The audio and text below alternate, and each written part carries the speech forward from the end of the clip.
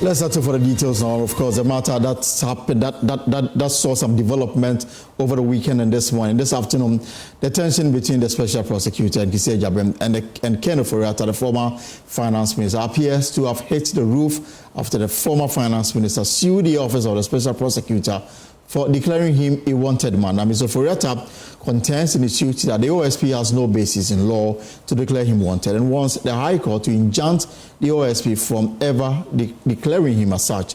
Now, in response to this suit, the special prosecutor has threatened not to only redeclare the former finance minister a wanted man if he fails to show up in person at the agreed date of 2nd June for questioning. On your screen now is a copy of the statement that came through this morning from the office of the special prosecutor, and there you have it. So the OSP at first acknowledges a lawsuit filed by Ken Nanaya Ofori-Atta contesting the OSP prior declaration that he was a wanted person and a fugitive from justice. The statement goes on to say that Mr. Ofori-Atta formally requested the OSP to remove his name from the OSP list of wanted persons, with the assurance to the OSP that he would make himself available for questioning on a definite date. Now, the OSP, in good faith and on the basis of Mr. Ofori-Atta's assurance, granted his request and removed his name from the OSP's list of wanted persons, pending his personal attendance at the OSP on the definite date.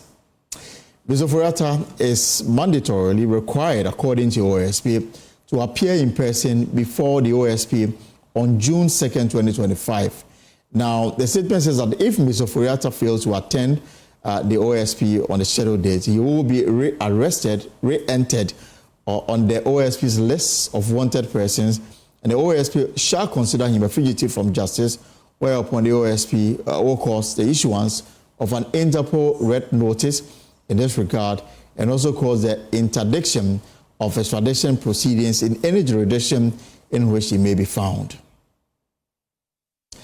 And the statement signed by Kisei Jabem ends by saying that the OSP remains unwavering in its commitment to enforcing the law and ensuring that Mr. Ofori-Atta answers for his role as the prime suspect in 5 ongoing corruption and corruption-related investigations. This is a statement that came to in response to the suit that the OSP was saddled with over the weekend, coming through from lawyers representing Mr. Ken Ofori-Atta. Now, member, and already this matter is taking shape. We shall have more details on this. The former finance minister is in court. We await the determination of this court this afternoon.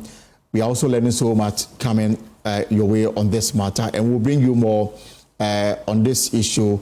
Member of the legal team for Ken Ofori-Atta, Frank Davis, says his client is looking forward to the OSP responding directly to their letter rather than resorting to public statement. He spoke on the Midday News this afternoon.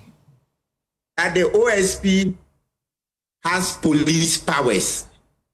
So the same powers that the Ghana Police Service has, the OSP also has.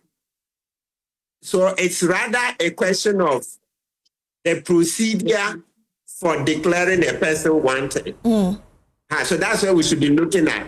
Yeah. So you see that in their second relief, Ofori-Atta is saying that the OSP declared him wanted without going to court. But I also hear the OSP saying they went to court for an arrest warrant. So it means that we may have to wait and see what evidence is given to the court. Then we can judge who is right and who is wrong, because that one is a matter of evidence. But the main thing, you see, even before we go back to that point, yesterday, when I checked the OSP website, I didn't see Ofori-Atta's details there and his picture. I only saw 4 other names. So I don't know what they are talking about to say that his details are still there. Because yesterday, definitely, I checked. I saw 4 names, not Ofori-Atta included. Good. Now let's go to the other side of it. The request for damages, etc. As I said, they are all basically hinged on whether OSP went to court for an arrest warrant. If OSP did, then it means that Ofori-Atta will have a huge hurdle to clear. So this one, we will just say that basically, let's wait and see how it turns out in court. So you heard private legal practitioner Martin Pebu on giving his take on this raging matter between the OSP and, of course, the office of the former finance minister, Ken Ofori-Atta, who is currently out of the country seeking medical treatment for unknown ailment. Now, let's understand what really is going on. There's a political angle to this matter and also the legal angle to this matter. There's also the corruption angle to this matter and our fight against this particular canker. Let me bring in the Deputy General Secretary of the MPP, Haruna Mohammed. We'll also be speaking to anti-corruption crusader Edem Senanu on his take on this matter and whether the two parties can find a middle ground so that the matters involved, 5 according to the OSP, can be given the needed attention, especially as it relates to corruption and corruption-related activities. Mr. Haruna, good afternoon. Welcome to the Pulse. Good afternoon. So we are back to this same matter again. Now it's taking it is beginning to take the character of what was witnessed some few weeks ago when Mr. Ofori-Atta was declared a wanted man. First, what do you make of the latest position taken by the OSP? Thank you very much. I first would say good afternoon to your cherished viewers and your. In fact, if we have to look at the current happening relative to Ken Ofori-Atta's case, we have to first of all look at the legal action that is taken by Mr. Ken Ofori-Atta. Right. We all know that the Special Prosecutors Act has given some certain powers to the Special Prosecutor. Much as these powers have been given to him, there are other limitations to the work of the Special Prosecutor, which some of these particular limitations are an activity or work that is supposed to be carried out by another agency within government institutions. So Mr. Ofori-Atta is questioning with regards to the modus operandi of the OSP relative to saying that he is a wanted person. I listened to the legal argument that is given by Martin Pebu, and we believe that Mr. Ofori-Atta has taken a decision that is binded in law. Right. And Ghanaians must applaud him for not resorting to public court of opinion. The Special Prosecutor decided to use the public court of opinion to damage the reputation of Mr. Ken Ofori-Atta. We, as a party, the New Patriotic Party, is so willing to ensure that probity and accountability, the foundation on which the NDC was founded, of which their leader, the former or the leader who founded the NDC, had said that the NDC has not been able to live up to the expectation of probity and accountability. We know that the values that is created or we use to form the New Patriotic Party include the rule of law. And that is why Mr. Ken Ofori-Atta has chosen to go to court without going to the public court of opinion.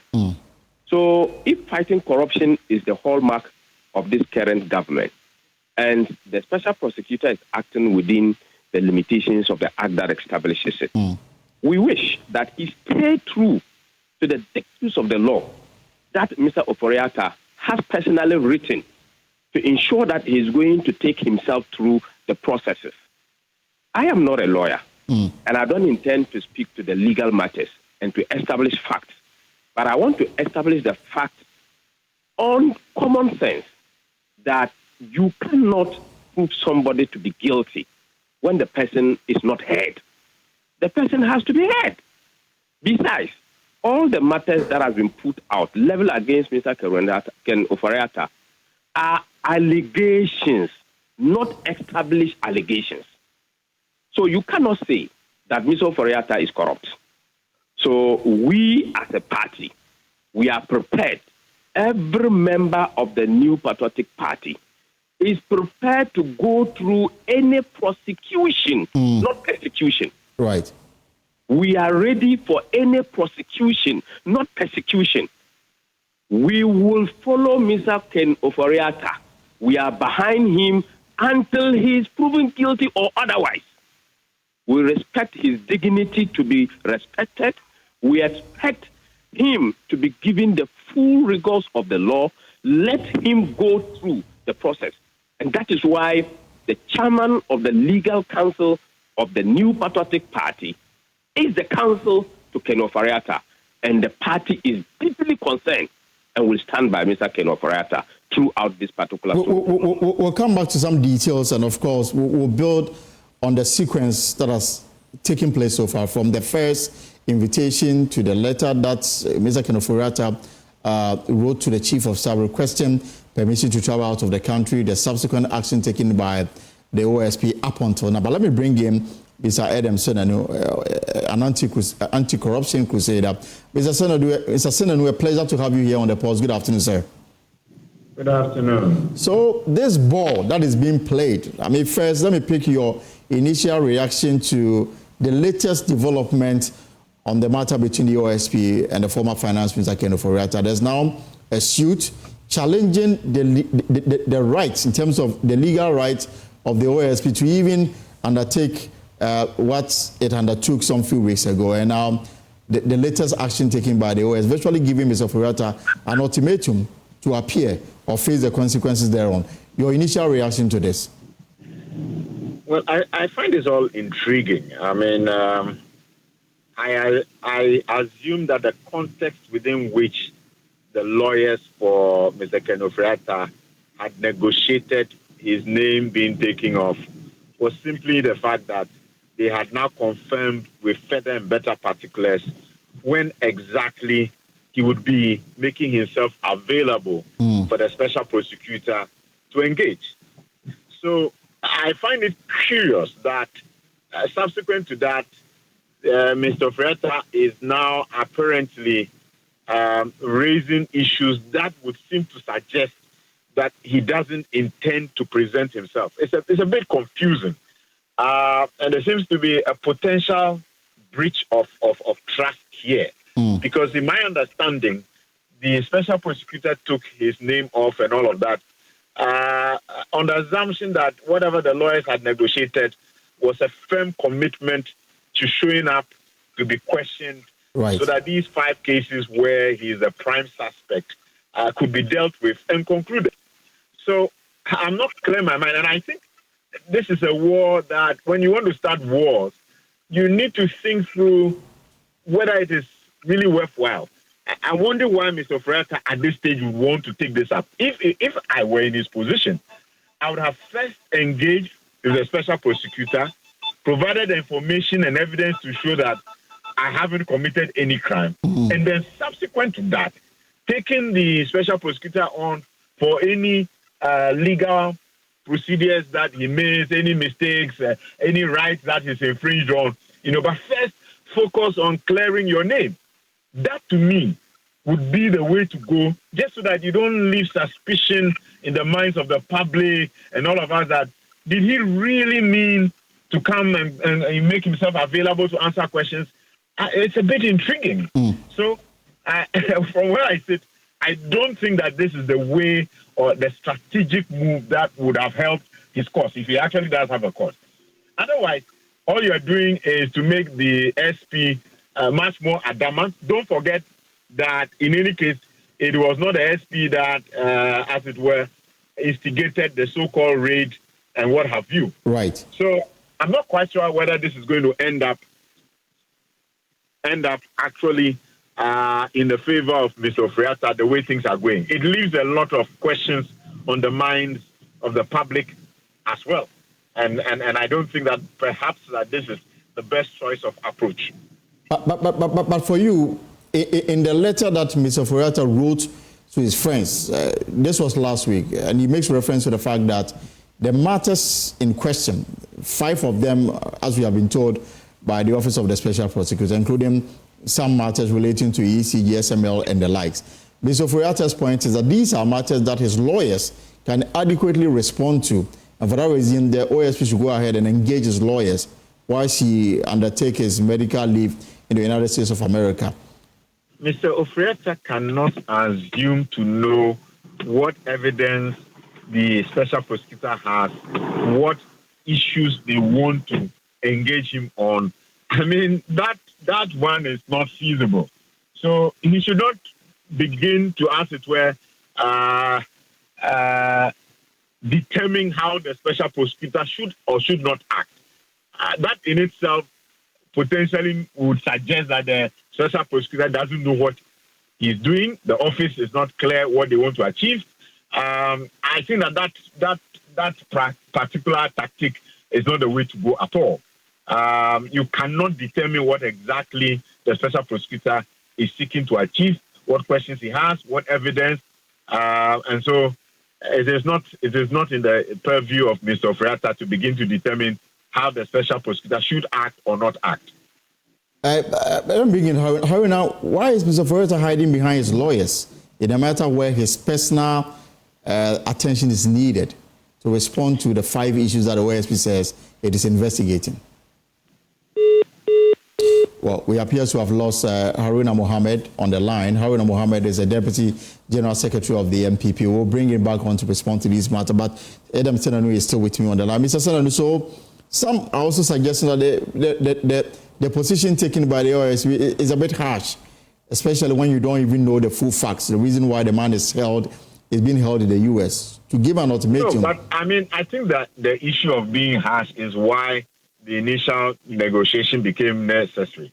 Because you see, the challenge was that the information provided initially seemed to suggest that the Mr. Ofori-Atta was indefinitely unavailable. In other words, at no point could the lawyers or Mr. Ofori-Atta himself confirm when he would make himself available to be questioned. That definitely, you can't have an anti-corruption agency of the nature of the SP accepting that, especially when you know that the doctors and what have you would generally say, look, we'll run tests for this period. If the situation is this, we'll do an operation for this period. After that, recuperation will take this period. Give or take 1 month, it means that by this stage, we always do that. They are estimated scopes that one can determine. So it seemed very strange that they were it was seemed impossible for them to provide specifics on when Mr. Ofori-Atta would make himself available. Now, they got over that hurdle. The lawyers got back, provided better particulars. It satisfied the SP to know that, by June, at least would have had this engagement. And so he took the name off. I don't know why Mr. Ofori-Atta would want to revisit this issue at this stage. He should just have ensured that by June, that engagement takes place, you provide the evidence, and you move on.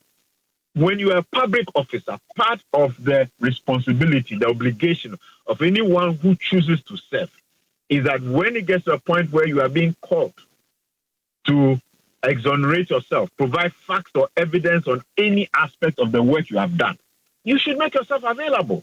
That is responsible citizenship.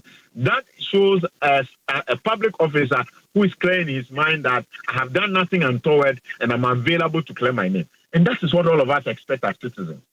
But Mr. Senanu, for a start, why wouldn't the OSP simply listen to what the lawyers have to say and then, evaluate the evidence to establish whether there will still be the need to engage the suspects, in this case, the former finance minister? But why would anybody who knows that in court it is the evidence of the person who is considered the prime suspect, that is what would be used?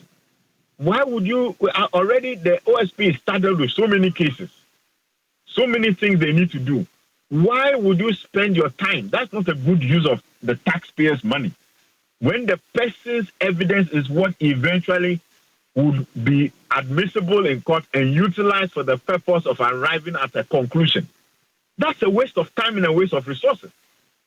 So get to the bottom of the matter. Deal with whoever's evidence actually then provides you an understanding of whether a crime has been committed or whether they are guilty or not guilty. the lawyers are not the ones who are going to end up being the key witnesses in court for you to draw the conclusions. So I don't see how that should begin to become the focus of the SP at this point. I'll come back to ask a final question, but let me bring in Haruna Mohammed, who is he's joined us back on the phone. Mr. Haruna, there are those who are suggesting that the former finance minister is simply hiding behind legal obstacles to evade accountability. Well, reading through the court documents filed by the lawyers for Mr. Ken Ofori-Atta, he has nowhere stated in the statement or in the suit that he would not be appearing before the special prosecutor. He has earlier on given the special prosecutor a date. I don't think that there is any communication that has changed the date. In the Constitution of the Republic of Ghana, we have rights and responsibilities. And it is the right of every citizen to sue or to be sued. And we have responsibilities that we must carry out. It is not the responsibility of any person or individual or institution to direct Mr. Ofori-Atta as to the action he has to take in clearing his name. It is the right of Mr. Ofori-Atta to take any angle of which he thinks that his image and his reputation has been impugned. So for him to take a decision to go to court and people questioning his desire or his opinion or his decision to go to court, I believe that is neither here nor there. We live in a democracy that we have so many avenues to be able to attain justice. And justice is not a commodity in the market where you go and prescribe the category of justice that you need and you'll be given that. Justice is sought and justice is delivered based on evidences that is gathered and put before a decision maker, and in this case, before a competent court of jurisdiction. So for me, Mr. Ofori-Atta is not hiding around anything, unless, of course, somebody is telling us that the action of Mr. Ofori-Atta to go to court is illegal. The action of Mr. Ofori-Atta to ask that somebody has exercised his powers beyond what he's supposed to do, or the entry into the house of Mr. Ofori-Atta, which has also been a separate lawsuit altogether. Yes. It is something that he aired. I believe that if this is established and the grounds is put before any reasonable person, I believe that people will understand that it is his right to go to court. It is his decision to decide which way to go. So let's allow the legal processes to go, because he, Ofori-Atta, has not denied the fact that he would not appear. There is no any communication. So let's not let the public to hear that, oh, Ofori-Atta doesn't want to appear before the special prosecutor. And I have always said that the work of the special prosecutor is not a media work. It is a work of evidence. He should leave all that he does when it is time and evidence is adduced and decisions are taken. The media will become a vehicle to carry this particular decision across. But it is also their responsibility to constantly update the public on what is doing, especially when it revolves around high-profile cases. You see, the office of the special prosecutor doesn't have a corporate affairs directorate. Don't they have it? They do. You see, this kind of work that we are saying, we are not asking him to stop, but we are asking that for the work to be exercised in the right manner in which it is. I believe that in gathering evidence, you don't go making a lot of noise. You don't go making a lot of noise. There are many people who have gathered evidence, even in the media cycle. We have journalists who do work which is based on gathering evidence. When you are gathering evidence, you don't make so much noise. Mm-hmm. And that is why they say that when you are eating, your mouth cannot be making noise. Mm. So you just have to gather the evidence. Your evidence is what marks the work that you do. So you don't gather evidence and come out and tell the people that this is what. Make progress. Push on. Let the people know the effort that you have put in. These things are done in the court. And after the court decisions, these are publicized. Have you ever seen a prosecutor in the police service going on investigating a case and coming out to update on which evidences that he has gained? Prosecutors have always invited people to ask them or question them. Prosecutors don't go doing press conferences and what have you. I know that the media is the third arm. But let us look at it in this manner, that Mr. Ofori-Atta erred in going to court. Is it illegal to go to court? Did Mr. Ofori-Atta says he is not going to appear before OSP? So he's not dodging, not at all. Not dodging. So based on what you've said, I mean, and you constantly you've raised the issue of the fact that Mr. Ofori-Atta has not said anywhere that he will not respect the timelines agreed between the two parties. Now the OSP has taken a step further, virtually giving an ultimatum that come on 2nd June or will escalate this to a level that you may not be happy with. Do you think the OSP is being harsh as far as... These are some of the things that we are talking. The OSP, in response to what Mr. Ofori-Atta has done, Mr. Ofori-Atta went to court. He filed a suit at the court. The proper place for the OSP to have made his case is to go and respond to the suit in the court. The OSP coming out to write a letter and publicizing same in the public to tell the people that if he doesn't come on a so-and-so date, it is not the subject of discussion. In fact, the OSP is diverting the content of the suit and publicizing stories to mean that Ofori-Atta is not prepared to obey his own date to appear before him. He ought not to have come out to say that because the publication by him is misleading. It does not collaborate to the court case that is being sent by the former finance minister. But remember, Haruna, that the letter that Mr. Ofori-Atta wrote to his friends last week, he directs the OSP to deal with his lawyers in this case. On a specific matter, he says that a number of issues have been raised, and some of the issues that have been raised can be handled by his lawyers. Is that what he said? That's what he said. But these are matters that involves him, not his lawyers. The lawyers can guide him. Mr. Ofori-Atta can appear before special prosecutor, and his lawyers can speak on his behalf without him opening his mouth. Is it right or wrong? He's saying that some of the matters that are raised, some of the corruption issues that have been raised, the allegations that have been raised, can't be properly disposed of by his lawyers. If there is no satisfactory disposal of those matters by the lawyers, he will definitely appear on the defined date. And he will answer questions on some of these particular matters. The OSP is taking this case as if there has been a judgment on this matter. This is an allegation, and the OSP is to establish the evidence against this individual. We plead with the OSP. He should exercise some level of respect, some level of decorum, some level of decency in the manner in which senior officials of this country is being dealt with. That is what we are expecting the OSP to do. But we are all equal before we are all equal before the law. It doesn't matter whether you are a former finance minister or not. I am not saying that nobody is not equal before the law, but he should exercise some level, because he going to court against you is not in itself illegal. It is the right of every citizen to do so. And in going to court, he never said he would not come on the defined date. So it is not in exercising of your duty to go about announcing and threatening the officer that if he doesn't appear before such a date, cannot be amounting to asking him to withdraw the case from the court.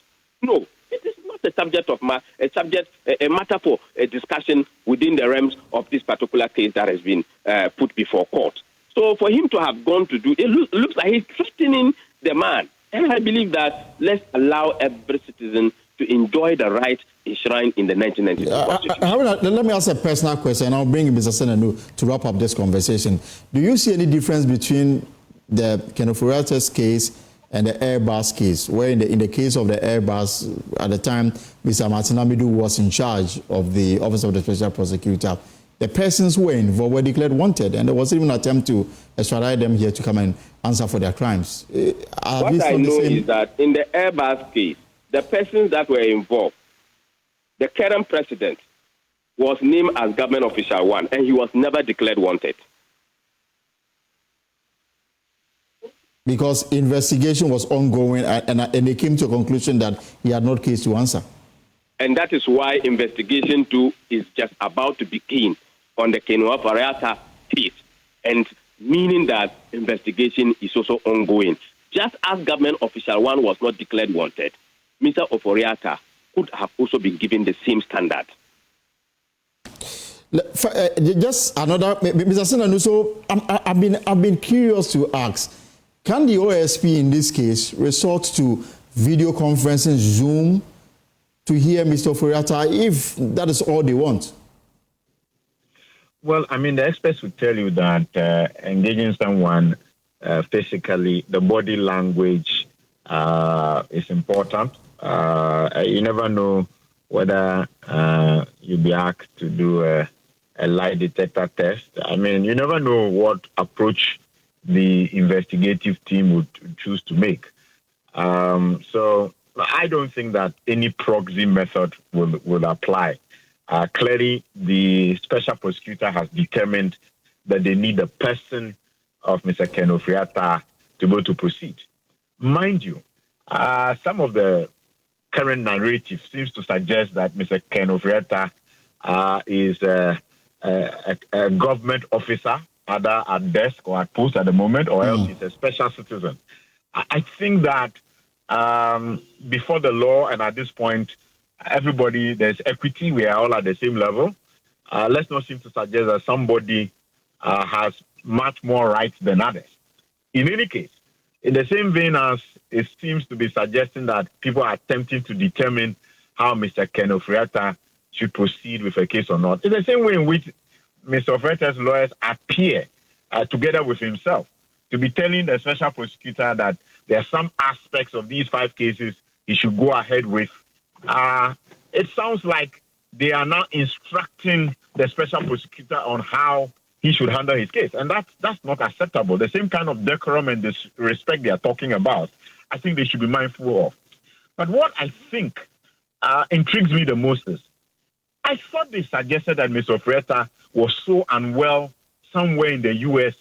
undergoing medical attention that these were matters that ought to be put aside until he had finished his medical, attention and gotten some respite and was in a position to deal with matters such as this. Right. So it's extremely surprising that way beyond this time that was renegotiated, all of a sudden, Mr. Ofori-Atta has the energy and the time, together with his lawyers, to be launching court cases. Somebody who was so unwell that many Ghanaians felt uncomfortable that a special prosecutor was punching him at a time below the belt when he was not well. Is this the same Mr. Ofori-Atta who is not supposed to be well, who is not available, who is now pushing 2 court cases? Something does not add up. Something absolutely does not add up. And I'm not surprised that the special prosecutor is now saying, you know what, if you're not going to show up, this is what's going to happen. The telltale signs don't read well. And so on the 2nd of June, if there's no show, you would expect the OSP to carry to the threat? He should carry it to the letter, because the optics, maybe for some other people, they are convinced. At least for me, I'm not convinced that somebody who was supposed to be so unwell that he deserved our sympathies and we should tell the SP to go slow, all of a sudden he's now running 2 cases. He's not waiting till he gets better. Is that a crisis or a critical ailment? Something does not add up. All right. Mr. Senator, thank you so much. Thank you for having me. Anti-corruption campaigner. Thank you so much for your time this afternoon. So, Haruna, your final words on this matter. We heard the anti-corruption campaigners, they feel that something doesn't add up. What do you make of this and your final thoughts on this matter? I think that listening to my very senior and anti-corruption crusader, it looks like people expected Mr. Ofori-Atta to continue to be unwell in perpetuity. What then is the definition of somebody being unwell? You can be unwell today, and a medical professional may examine you and given tentatively some time period in which some activities you cannot engage yourself. So based on that, you can be given a date on which you can make a public appearance.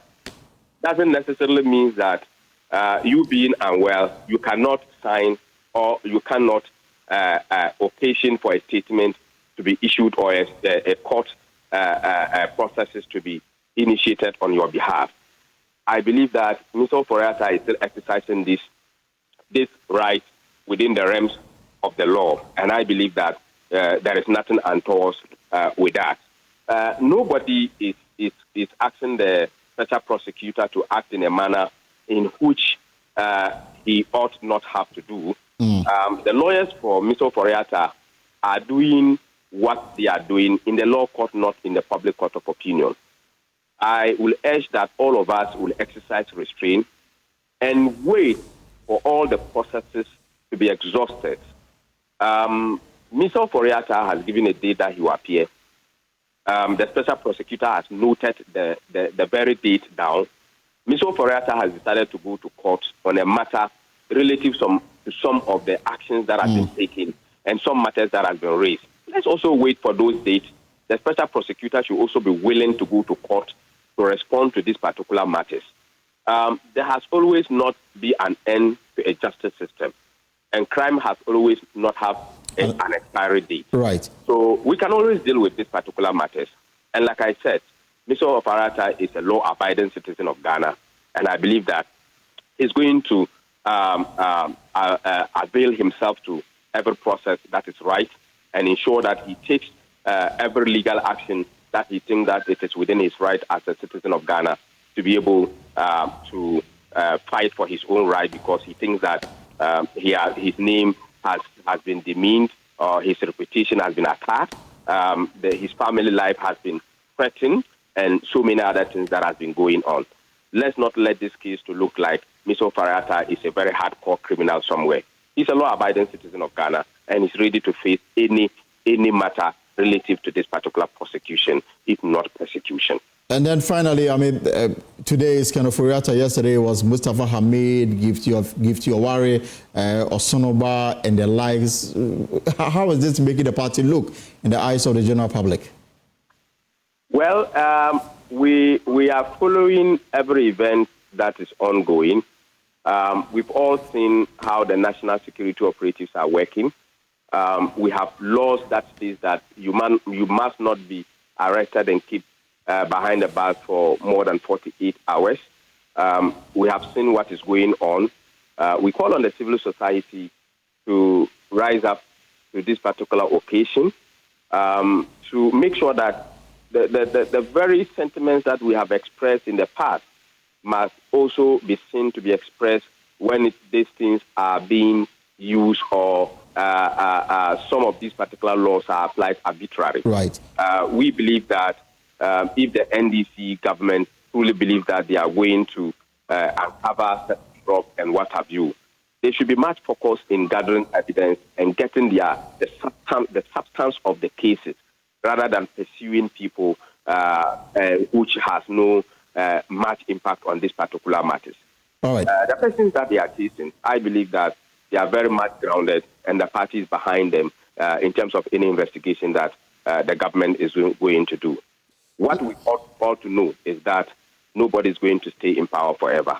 They should know that if they do things right, the right things will be done tomorrow to them. If they do things wrong, right things will be done to pay them, but not with wrong things. That is what the vision and the direction on which this current party, in support of members that have been rushed and arrested and detained in some of the cases, picked up without human-centeredness. I believe that some of these things has to stop. They can be invited and they can go, just as Abronya was invited. He went by himself. If you look at Gifty Oware, she went by herself. She was later picked up again. It is something that all of us must look at holistically. Other than that, this is going to continue to be a revolving exercise whenever there is a change in government. We'll leave it here for now. Mustafa Haruna is the Deputy General Secretary of the MPP. Haruna is in the opposite party. I appreciate that. Thank you so much. Haruna Mohammed is the Deputy General Secretary of the NPP. Remember, Ken Ofori-Atta is in court. He is saying that the OSP has no legal mandate to use media briefings to declare an individual wanted. Ken Ofori-Atta argues that such a declaration fall under the police jurisdiction, even though the law also gives the OSP the power to arrest and undertake some duties that the police originally does and must be done with court approval. He's also asking that the court, by declaring him wanted without proper legal basis, the OSP allegedly exceeded its authority under the Office of the Special Prosecutors Act. He claims again that the alleged unlawful declaration infringes on his personal liberty of movement as enshrined in the 1992 Constitution. Let's take a short break here on the pulse and return with more on the program. Come back. This is the pulse here on Joy News. Now, let's turn our attention to some other stories. Now, Joy News' latest hotline documentary, Mic On, Barriers Off, produced by Emmanuel Jivenu, highlights the critical role of free media in amplifying the voices of persons with disabilities. It examines how press freedom serves as their bridge to the world, providing access to opportunities and visibility. Now, however, as media freedom come under threat, their stories risk being silenced. Here are extracts from the documentary. The staff of the Multimedia Group Limited have been attacked by armed men. 4 people sustained varying degrees of injuries. Now, Joy News is assistant editor of Hemingway. Around the world, the media has been a powerful tool, amplifying voices that would otherwise go unheard. Friendship knows no barrier. Felicity, whatever a jury and Esther Bodu approve it. For persons with disabilities, it can be a lifeline, bringing visibility, advocacy, and support. Without the media, nobody will get to know and even change their mentality that visually impaired is contagious when you come close to them. But what happens when this essential voice is silenced? There's no much on an answer. You call from Namikobucha. May I tell a crab day to me as one I say me to a obviously Mikobujas and I'm no more.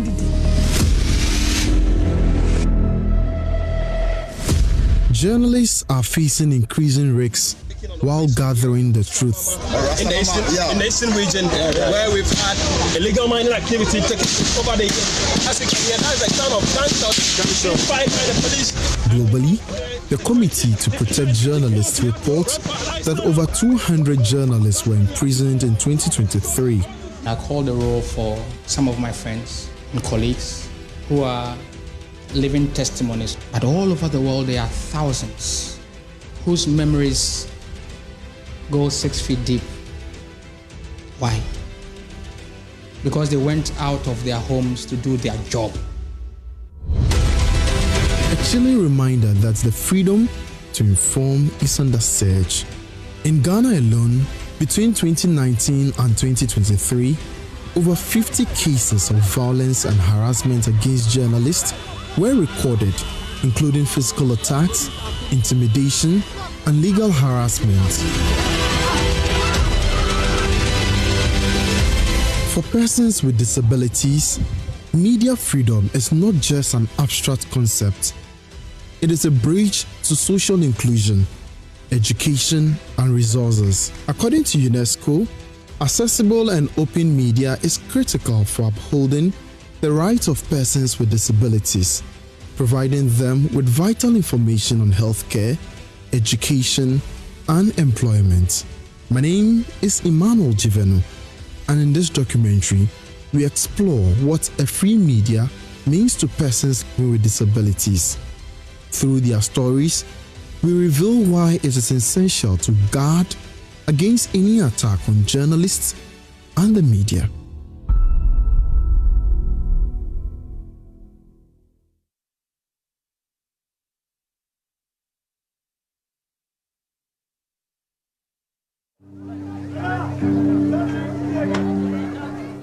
In a country where the voices of many are often unheard, some stories are hidden in plain sight.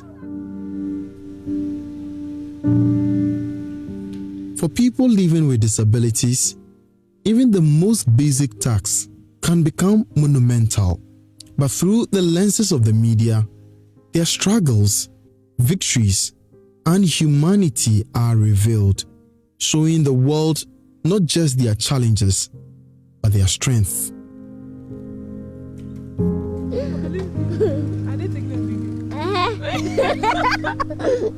Meet Esther Buedu, a student at the University of Ghana. Despite being visually impaired, she leads a life without limits. At her side is Felicity, her closest companion, a friend whose simple acts of kindness have become Esther's lifeline. Felicity and I met in school, university, and she has been really helpful. We bond a lot, and without the media, nobody is going to know of our friendship, get to know that a person living with disability and can the pleasure and visually impaired, it is possible to be friends. But with them, the world got to know that, yes, even those that can see, normally they have quarrels, but the bond between Felicity and I is different, and it has inspired people a lot. So the full documentary is coming up really shortly, but let me bring in Peter Anoma Cordia, Programs Manager, Ghana Federation of Disability Organizations, and of course, my colleague Kofi Yeboah, the General Secretary of the Ghana Journalists Association. First, let me start with you, Peter. Peter, do you think the media has done more in highlighting the challenges faced by people with disabilities? Thank you very much, and good afternoon. Yeah, so watching the documentary, that's a powerful documentary that viewers just watched. And honestly speaking, these are some of the issues, and there are more issues even difficult or hidden than this one. I'm happy when you look at this one. It's from University of Ghana. Right. Then my question is, what about somebody at the rural area that we don't know? And it is this media that will bring these issues to bear. And so I'm happy we have started this way, and I'm sure there are more to come. Thank you. Right. Mr. Kofi Yeboah, what more can we do as journalists?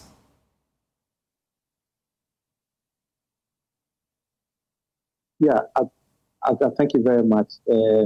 As my brother just said, there's a lot more we can do and we need to do. For example, in the President's State of the Nation address, and also in the budget statement by the Honorable Minister of Finance, we have been told that there will be free tertiary education or free payment for persons with disability. Yes. It is a good thing. But then we need to be asking the critical questions. How many persons with disability get to that level, and who are going to benefit from this intervention? Is this intervention going to inure to the benefit of the generality of persons with disability? If we are able to get those figures, then we can appreciate what the government intervention is going to do with persons with the disability. I know, for example, Nkrumah built rehabilitation centers in all the 10 former regions of Ghana. As we speak, only 3 of them are functioning. And even out of the 3, it is only the Accra Rehabilitation Center. You can call something where the name. And when you go to the Accra Rehabilitation Center, even where you want to tout as a center where the name, they are facing critical issues and challenges. So as the media, these are the other things I think we need to highlight and bring them to bear to ensure that persons with disability are accorded the needed interventions and support. But bringing you again, Peter, do you think Ghana as a society has not really taken the concerns or the challenges of persons with disability seriously? I really don't think that sympathy is what a person with disability needs. Yeah, so thank you. That's a wonderful question. And when you look at the society and how they see persons with disabilities, for us, we can say that there has been some improvement in our daily living and how people see persons with disabilities. Unlike before, when there were a lot of stigma, people don't want to see persons with disabilities in the morning. Even when you are going to look for a job, some people believe that you don't have to see a person with disabilities in the morning. So when you go there, you are not given the opportunity. You're going to visit maybe a CEO or someone at a workplace, and when you get there, the security man or the receptionist will tell you the person is not around. And those things, a lot of them, including cultural barriers that we faced in the past. These days, I think with the media and advocacy by organizations of persons with disabilities in the country, I think there's been a number of improvements that we can talk about, including people getting education, going through the educational ladder. We have people who have become lawyers, people who are doctors, and other things. So when you see such people in the society, it helps changing the perception of the society. And this is some of the things, positive things that we want the media, for instance, to showcase so that people will know the capacity, the capabilities of persons with disabilities. And so doing, those stigma will reduce. Though some societies still hold on to old practices, some religious leaders hold on to old practices, but like I said, there's also been an improvement by the media bringing these things from other side to the Ghanaian society for people to know our capabilities. But you agree with me that society has in a way responded to the concerns of persons with disability. I mean, there are laws that protect their rights, laws that even says that any building, be it public or private, should be disability friendly. Now, even in the 2025 budget, there is a talk of free tertiary education for persons with disability. We are getting somewhere. We may not have gotten everything right, but we are clearly getting somewhere. Exactly what I was trying to say, that there are more things to do. And thanks for mentioning policies, legislations, including the Ghana's Disability Act, the UN Convention on the Right of Persons with Disabilities, and other treaties like the Marrakesh Treaty and co. All these things are there. What the challenge has been is the implementation of these legislations, right, which will then, when it is done properly, it will make impact in the lives of persons with disabilities. Those are the things that I think as a country we need to do more to make sure the impact, to feel the impact. When you talk about the budget and then free tertiary education, sometimes we talk about the tuitions, but then we forget about the materials, learning materials, which for persons with disabilities is the most expensive. So when you look at the Braille papers, it's very expensive. When you look at Perkins, you look at Braille note takers, you look at other learning materials. But sometimes this free is not well defined. Right. And when it is not well defined, then it means that only the tuition that will be taken care of. But when you go to the mainstream, sometimes they provide free pens, books, exercise books. But then persons with disabilities have to struggle to get these learning materials. And so those are the things we face. But then as time goes on, now that we have been added into the budget, when you look at the SONA by the president, there are a number of issues he listed and that will benefit persons with disability, including even the sign language that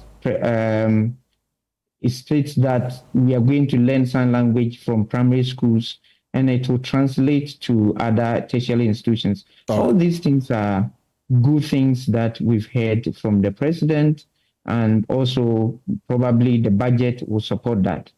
But our plea is the implementation, and we want, for instance, the media to also help monitor those implementations and bring them to bear for us. Mr. Kofi, well, I mean, if the media is in a unique place to set the agenda, and most time the agenda, is around politics, scandals, corruption here and there. Is it about time developmental issues is also given pride of attention in terms of setting the agenda? Yeah, I think so. I listened to the documentary, and it is clear the media has played a critical role over the years. I am thinking there are more issues we need to address. I've always been concerned about the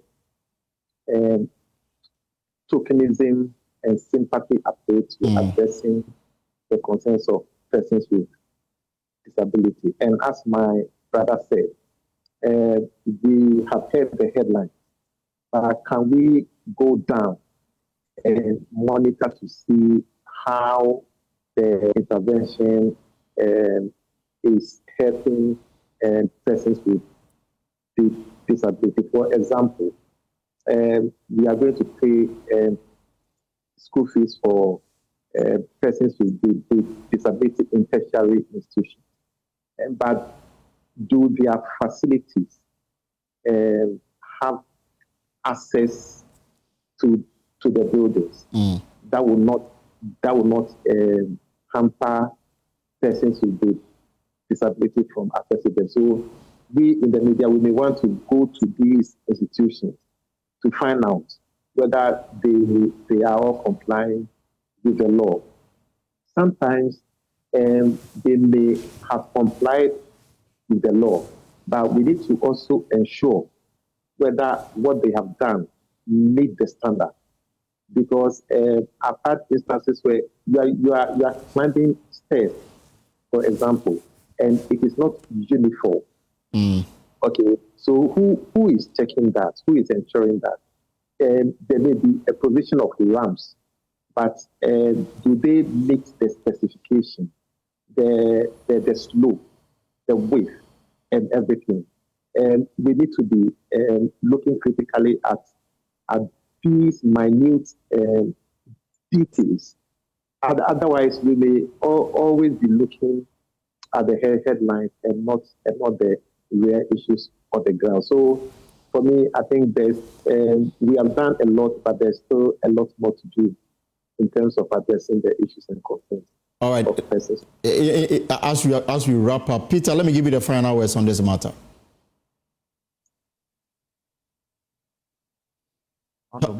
Yes, so thank you very much. What we will say is that let's all of us practice what we preach. There are a lot of things we say in this country that if we do practice, we put it into practice, I'm sure it will go a long way to help not only persons with disabilities, but even their family and other vulnerable persons in the society. Lot of buildings are still ongoing, and sometimes they are public buildings, and they are still not accessible. If you get there, you are not able to use those ones. So especially for the disabled person. Exactly, persons with disabilities, those who are using wheelchair. But if it is done, if it is accessible, it's not only the wheelchair users, the older person, children, all of them will use these things. And even let's do a practice where we will our own building. When we are building, we should look at the accessibility part. You would know that you get to around 90 years and we build our bedrooms in the, 2-story buildings, and we think that we brought the house help at the ground floor. But when you get to 90 years, if you don't make it accessible, or 95 going, you come down for your house help to even go up. Right. These are the things we need to practice as a nation. Okay. And then, so we thank you very much, and we ask the media to always promote and champion and voice the issues concerning persons with disabilities. Thank you so much, Peter, for your time. Mr. Kofi, well, I'm letting you go, but before I move to my next story, perhaps I need to pick your thoughts on it. There's a new IGP in town. Dan Paris' tenure came to an end on Friday. There's a new IGP already. People are asking him to do this or that in terms of expectation. The GJA, I know, has had issues to complain about the centralization of police information at the headquarters. With the new IGP in town, what will be your expectation, especially in terms of information flow from the police to the media? I think you have hit the nail right on the head. We want him to decentralize information flow. And we have had issues with IGP Dan Paris because it didn't help our job and our relationship with him.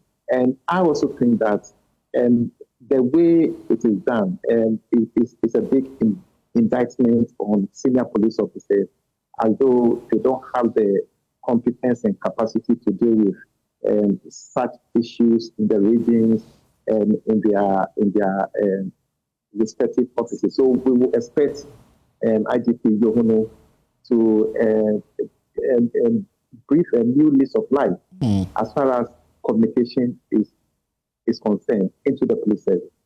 All right. Thank you so much. And let me stay on this story. Thank you very much, Mr. Kofi Ebuah, General Secretary of the Ghana Journalists Association. Now, pressure is mounting on the newly appointed Inspector General of Police, Christian Yohuno. He took office today to reverse the centralized communication system imposed under his predecessor, Dr. George Akufu Dampare, which effectively silenced regional police PROs. Dr. Dampare's directive was also criticized for stifling timely information flow to media houses. Here is how General Manager of Joy Brands, Fifi Kumsen, captured the situation in this report.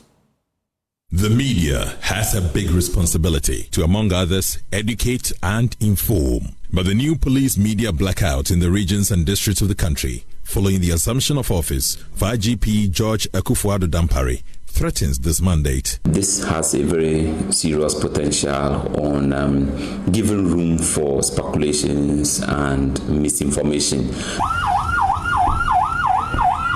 Whenever a story breaks anywhere in the country, the police in those jurisdictions will direct journalists to the Central Police Communication Center here in Accra for comment. And on many occasions, when the journalists do, they get no answers.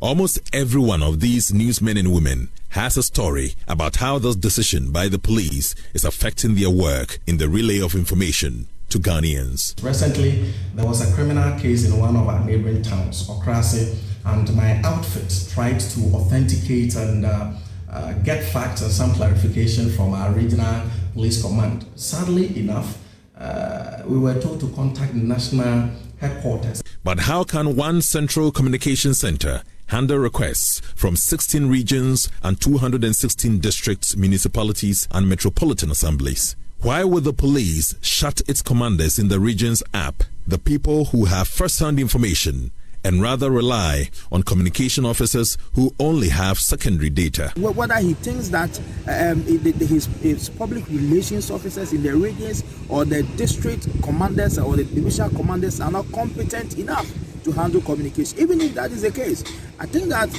there should be a systematic approach to train them in handling PR at the local level. Following the recent outbreak of violence in Boko, for example, police in the Upper East region could not speak, and it was difficult getting information from Accra. Different kinds of information was going round, and the police PRO kept saying that he did not have information for me.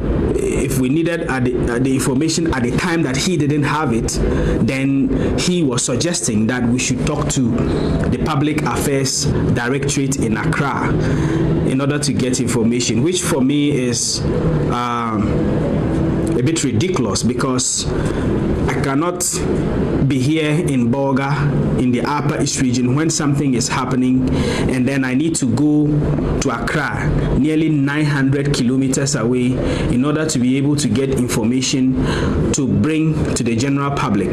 GGA President Albert Kwabena Jomfo in September last year called for a change, according to Mr. Jomfo. Depriving the media information in real time is a matter of serious concern to the association. Starving the media of information in a decentralized system using centralization tactics is impeding the work of the media as far as information dissemination is concerned.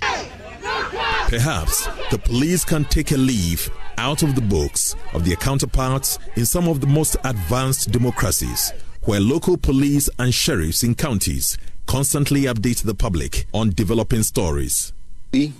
There were multiple rounds fired at the first location where we have... The plan was a murder-suicide, so she killed him and then she was going to turn the gun on herself. The IGP should look at it again and look at areas where he has to relax it. He does that to pave way for us to be able to have credible dissemination of information. So it makes the work very difficult, and in times like this, people who don't have the patience to wait until they can get information from the police may just report information that is not accurate. And when that happens, we are only misinforming the general public and probably even creating a more serious security problem in Boko. The police media blackout in the regions and districts of the country is counter-democracy. It's time the IGP took another look at this directive that's increasingly robbing the public of critical information in a timely manner. And of course, there's a new IGP in town, Christian Tete Yohuno, and of course, the GGA, as we heard the General Secretary speak, they are in favor of a decentralization process to make regional, district, public relations officers of the police service speak on matters in their jurisdiction. We wait to see what the IGP will do about this proposal. But let me take you to the Ashanti Regional Capital, Kumasi, because many communities in Kumasi have been hit by an erratic power supply, leaving residents lamenting and worried about the return of doom. So residents have decried the potential threats to their businesses, electrical appliances, and livelihoods. But the Electricity Company of Ghana has denied a return of doom. So Clinton Yabua has more in this report.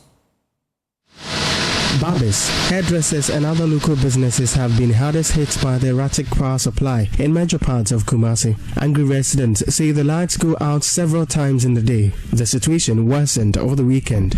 Hey, I had it.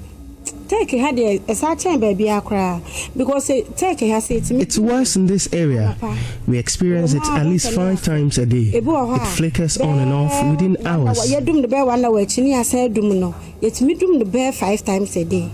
And no crowd and then you cry, you do near so you do near so you do near so sad. Omudum lights na babes in the bar, it's me yomo. Esa ne de uba shop cry, wait my and you mana sa coffee to do so day. A higher power. As barbers, we come and we are compelled to go back home. It's really affecting our work. Omudum no, a week omutum tre, and then you look crime da off movie. But I'm bar shop na light was and the lights in the day. So maybe Abba, Am I enjoying the chef reading? My brain I compose say because lights need now. Dumso is definitely back. We are losing our items and all this heat. It's better they take the light than flicker it. Omodum no amaso. And I won't do the precaution won't see any lights. Better than say omodum no amaso. Okay, probably I think Dumso something which really brings the country down. But let's take for instance with the current budget that NDC have brought up. Let's give it a month to know if this Dumso is going to be persistent. If it's going to be persistent, then you have to blame the government, because they can't just put entrustment in their hands and they will fill us with this Dumso once again, because Ghanaians are not ready for another round of Dumso. The Electricity Company of Ghana, however, insists there is no Dumso in Ashanti region. The ECG attributes the power challenge experienced yesterday to jumper faults from the Ghana Grid Company. Public Relations Officer of the Ashanti West Business Unit of the ECG, Benjamin Owusu Entry, says the power distributor is working to restore power supply to the region. But I think the minister went on to say that we are not shedding load. The supply and demand situation as we speak, everything is okay. When you look at it, everything was okay. He even mentioned that they have paid some $35 million to ENI and other gas producers as well. So I would want to focus on what happened yesterday. Because yesterday's issue is what has brought some sort of inconvenience to our country. So, and I would be grateful because when you talk of yesterday's issue, it's different from what has happened recently. And those are not results of a jumper fall from Gridco, are they? Oh, yesterday's issue is what I've attributed to the jumper fall from Gridco. But then the area that I've mentioned, for example, the Barikasi stretch, last week during the heavy downpour, a roofing sheet just interfered with our transmission line around Bremen West. When it happened like that, onto the cable was right onto the conductor was restrung by a cable maintenance team or alliance maintenance team. The customers were off. So those are one-off issues. But yesterday's issue, in fact, actually affected a larger scale of customers. And that is what this morning, as we speak, the Gridco engineers are on site. ACG engineers are also on standby, making sure once Gridco resolve the challenge at their end, we'll be able to restore power supply to our church. For Joy News, my name is Clinton Yabwa. And of course, the Minister for Energy, John Jinapor, is in the Ashanti regional capital, Kumasi, to look at the situation for himself, and then we'll decide the next steps for it, because the region, they have serious issue with stable power supply, and the reason why the minister is in the region. Now, Ghana is stepping up efforts to combat illegal mining and environmental degradation with the launch of the Blue Water Initiative, a nationwide program aimed at restoring the country's polluted rivers. As part of this initiative, 400 personnel are undergoing specialized training at the Ghana Navy Forward Operating Base in Ezulebo, Jomoro District, to become frontline defenders of Ghana's water bodies. Under the scorching sun, 400 recruits are preparing for a mission that could determine the future of Ghana water bodies. They are the first batch of the Blue Water Gas, tasked with protecting the country's rivers from illegal miners. Minister of Lands and Natural Resources, Emmanuel Amakofiwo, underscored the urgency of Ghana's environmental crisis. Been endowed with a lot of resources, and we have laid out laws and guidelines on how to mine for gold, and government is prepared to support every Ghanaian who is prepared to mine for gold, to do it in a very legal, environmentally sustainable manner. Our once thriving forests and water bodies, which should be vibrant symbols of our national pride and prosperity, are under unprecedented siege. The small-scale mining sector, which holds tremendous potential for a sustainable economic growth, is instead marred by rampant illegalities, impairing the very foundation of our society. The repercussions are far-reaching and devastating. Toxic rivers, vanishing biodiversity, food shortages, climate destructions, and crippling public health emergencies. This is the real challenge we face. The imperative for urgent action has never been more pressing. The term they use, they call it the urgency of now. People don't want us to say it, but this is crisis of our lifetime.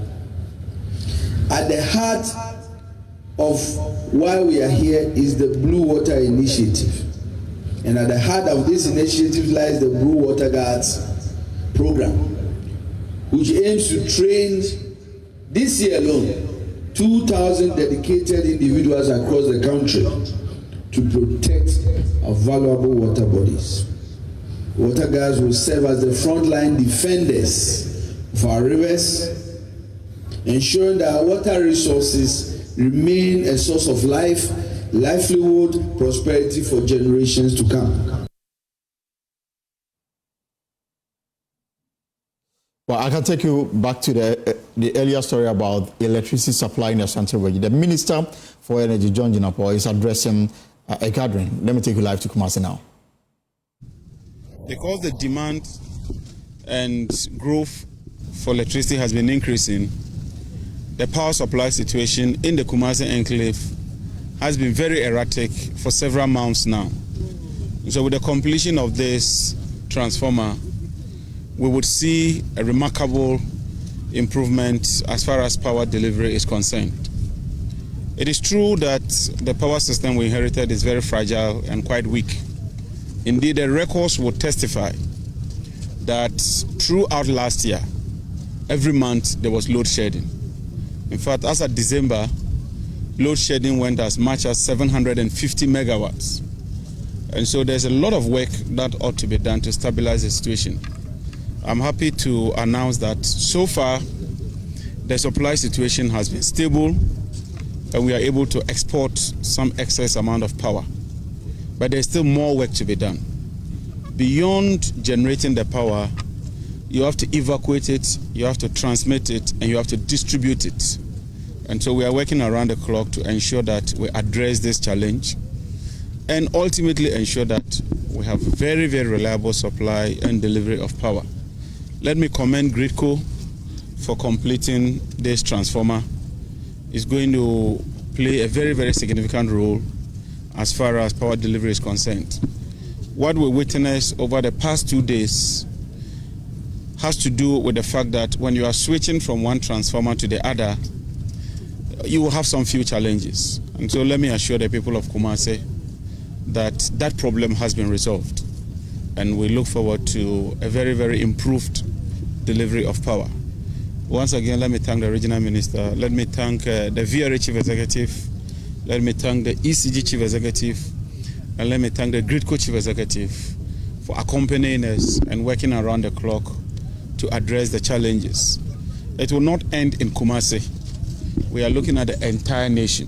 Wherever these challenges continue to persist, we are determined to address them. But in the long run, we want to see improved delivery of gas so that as we commission these plants, we can have a remarkable improvement in gas delivery. Kumasi would eventually become a generation hub because we are looking at the Ameri plants here, we are looking at the Senate plants here, and we are looking at the AXA plants here. If you put all that together, you could be hitting close to about 700 megawatts of power delivery from within Kumasi. And that is very, very monumental. And so let me thank all the engineers and thank you, the media in particular, for spending the whole day with us. We'll keep monitoring the situation. Challenges are sometimes bound to happen. But as minister, our duty is that when we have the challenges, we swiftly move in to improve that. And I learned something very important from the regional minister, is that the Kumasi area here, you must improve your communication. If you are going to switch from one transformer to the other, naturally, you are going to have some challenges.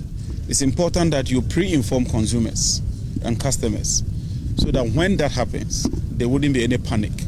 They will know that it's a temporal issue and that will be resolved in the shortest possible time. Particularly ECG, when you are going to do your routine or what you call regular maintenance, you know in advance that some areas will go off. It's only proper that you inform affected customers so that they can plan their lives around that. But ultimately, what we seek to achieve is that even when you are undertaking maintenance works, there should be a fallback position so that you will continue to supply power. Thank you very much, and God bless you.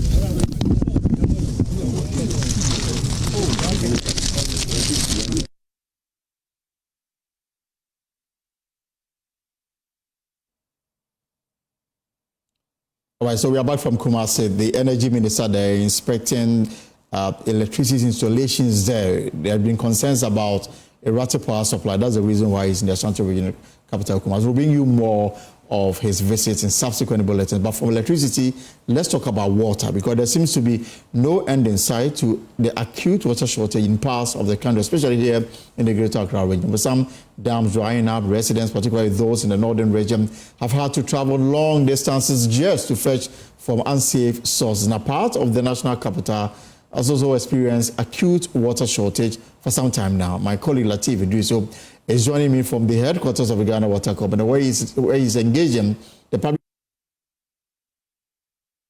Well, Altin, so yes, we are here at the headquarters of the Ghana Water Company, and we are engaging the public relations officer to appreciate the water situation in the country regarding some of these regions that have been experiencing, if you like, acute water shortages. We have the northern region, Tamale, for instance. We also have some parts of the national capital. The Volta region is largely been fixed, and he is here. He is the right person and is going to speak to us on that subject. First of all, let me welcome you to join you, sir. Yeah, thank you very much. I would like you to paint a picture of the current water situation generally in Ghana for us before we go into the details. Okay, thank you very much. I think now we are in the dry season, and so the situation is different. The water situation is largely affected by our seasonal phenomenon. So, for instance, in the dry season, the dynamics are different compared to the rainy season and other seasons. So we are currently in the dry season, and a lot of people now resort to tap water. Now, in the rainy season, people also depend on rainwater and all that, so the consumption of potable water goes down. Now, in the dry season, everybody resorts to tap water because even the water table goes low. So then everybody now resorts to tap water for everything, domestic, industrial, everything. So the consumption goes high. Now, when it goes high, it becomes a bit difficult for a lot more people to have access to water, because we've been talking about a gap between demand and supply. Now, we are unable to produce enough to meet the demands of the population. So then when people are augmenting tap water with other sources, let's say rainwater and groundwater and all that, the situation is kind of cool, you know. But then in the dry season, there's nothing like that. So everybody now resorts to the tap water, and then there's pressure on the tap water. Then a lot more people, especially those who live further away from the source, now are challenged. So this is how the dynamics are in the dry season. So currently, you realize that most places lack a regular flow of water because more people are using tap water now, and then pressures are low, and then we also have challenges like people resorting to the use of inline pumps to siphon the water from the pipelines and all that. Now, when they use the pressures to siphon the water, then they curtail the flow beyond where they are, so that more people or all those who live beyond that line now are faced with the challenge of receiving water. So the seasons also affect us. Now, in the dry season too, you realize that the river levels go down, so we are unable to abstract enough also in most areas for treatment. Now, apart from the level going down, or if the level goes down, it's also a rife situation for those who do alluvial mining. Okay, so then the level goes down, and the depth is low, so they're able to stir the base of the rivers, and then they muddy the water the more. So turbidity goes high, and then you abstract highly turbid water to treat. Most times we lose about 40 to 60%. I mean, beyond 50% loss. I mean, it is no longer economically prudent for you to treat the water, because you use a lot of chemicals in treating the water, only for you to get very little Okay, and sometimes, I mean, it's not sometimes, when it so happens, it is not prudent to treat at all. So we shut down the treatment plants. So there are lots of challenges.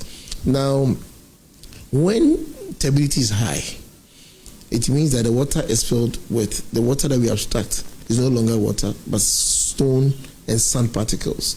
Now, these stone and sand particles fill up the sump of abstraction point. And then our pumps are forced to abstract stone and sand particles. The pumps are not built that way. So they regularly break down the pumps. Now, if you want to avoid that, the frequent breakdown of the pumps, it means that almost every week we have to stop production and to clear and to clean up and to service the pumps. And the pumps, just like our vehicles, are supposed to run a certain mileage before you go for servicing to change oil and all that. Okay, so you can imagine when you have to move, let's say 5,000 kilometers before you service your vehicle, or and then or use your vehicle for a certain period before you change oil and all that. Now you have to do that about 5 times within that same period. It makes cost of production very high, and then your downtimes are also very high. So you're not able to improve on the pressures for water to go beyond a certain distance of your service area. Okay, so that is also one aspect. Now, when the level also goes down, the water is turbid. It also means that we are going to use a lot. We need to use a lot of chemicals to enable the water, to enable us get the water to the standards for consumption. And like I keep saying all the time, we have standards for drinking water. We have the World Health Organization standards for drinking water. We have that of the Ghana Standards Authority. And then, as a company, per our ethics, per our standard operating procedures, okay, and everything, we also have our own standards, which is higher than that of the Ghana Standards Authority. Now, the Ghana Standards Authority's standard for drinking water is also higher than WHO.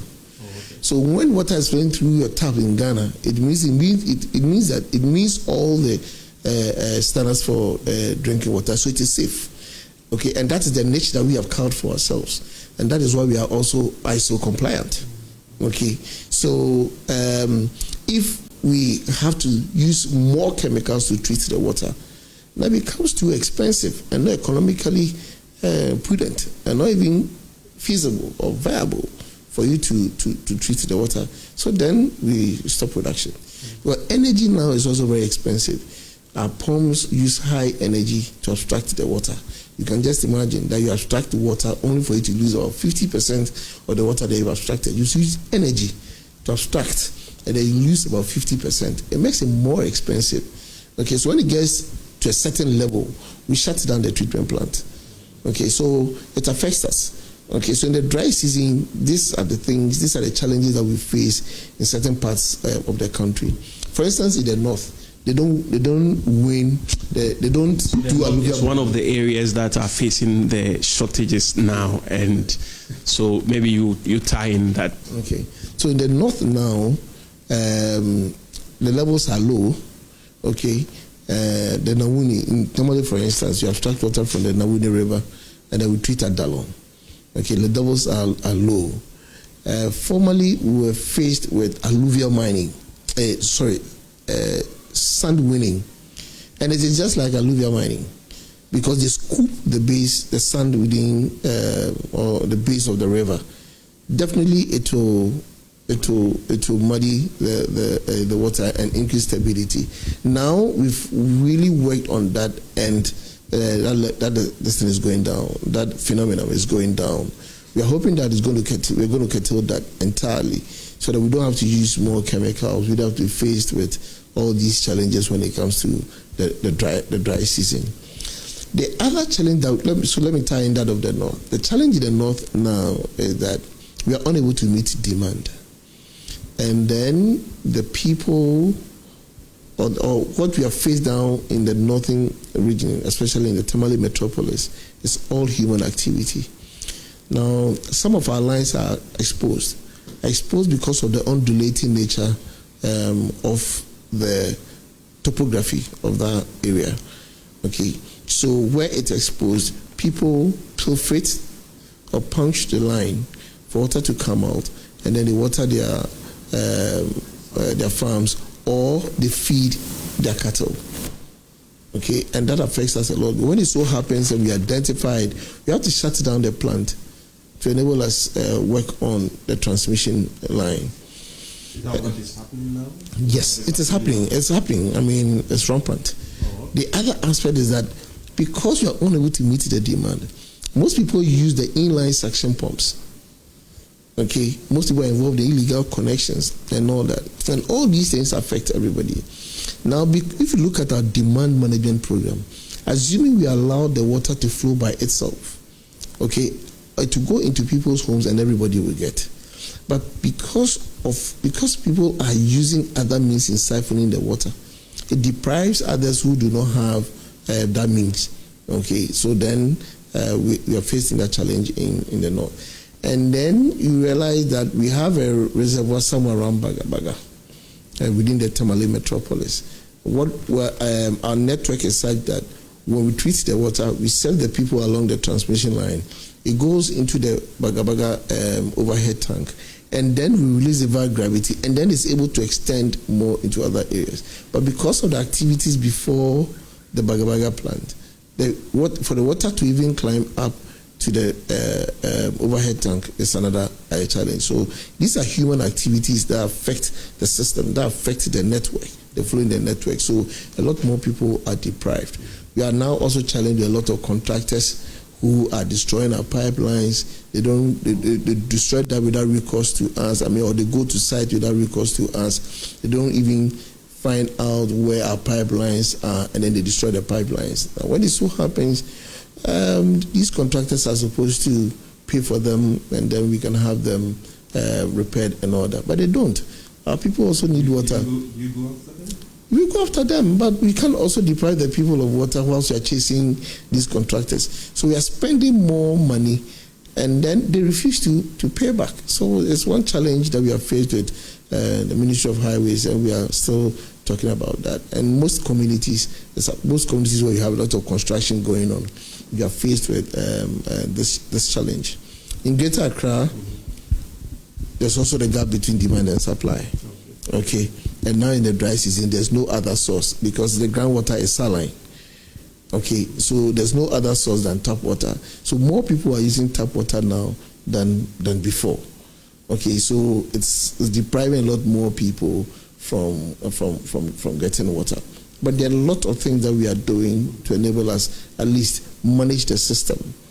Okay, have equitable distribution within the system, so that everybody can have access to water like 3 to 4 days within the week. The only thing is for you to store. Okay, if you store and you are for 3 days, you should be able to survive on for the rest of the week or till the following time that the water will flow. So that's the General Manager in charge of Public Relations with the Ghana Water Company, Stanley Mate, speaking there to my colleague Latif Idrisu, and he's responding to the water supply issue in the Greater Accra and, of course, in some parts of the country. The full interview, will bring that to you shortly on other bulletins. But for now, that's our show. For more stories, log on to our website, myjoyonline.com. We've got the latest on the Ahmed Swale death. According to myjoyonline, the police has picked somebody, a prime suspect in connection with the murder of Ahmed Swale, plus other interesting stories on myjoyonline.com. Well, folks, that's our show for today. It is the beginning of another week, and we trust to have an exciting week, a productive one, of course. Whatever you are up to in the hours ahead, I hope is profitable. My name is Elton Robe. LTS is up next on Joy News. Have a good evening.